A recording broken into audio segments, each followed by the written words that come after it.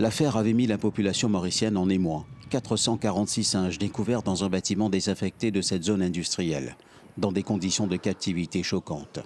Très demandé pour la recherche biomédicale, le macaque de Maurice fait l'objet d'un commerce très lucratif. Il y a un grand intérêt chez les éleveurs et les chercheurs, mais il faut se dire que les attraper, les élever et les exporter sont des opérations très coûteuses.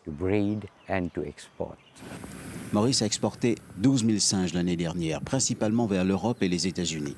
Un chiffre qui devrait atteindre, selon les exportateurs, 15 000 dans les prochaines années.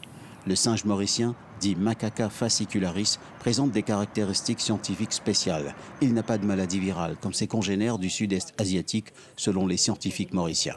Le singe mauricien est un animal très sain, ce qui les rend premièrement facile et sécurisant de travailler avec dans le laboratoire. Cela rend les études beaucoup plus confiantes.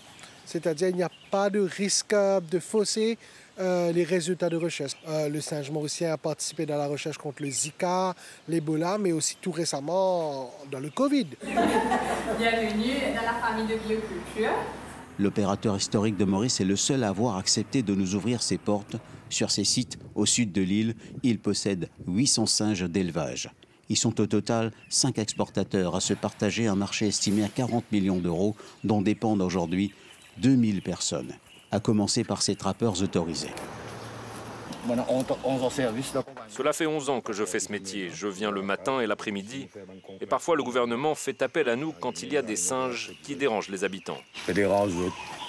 Introduit dans l'île au XVIIIe siècle par des marins hollandais ou portugais, le macaque de Maurice est devenu une espèce invasive et destructive. De là à en faire des cobayes de laboratoire, c'est pour les défenseurs des animaux inacceptable.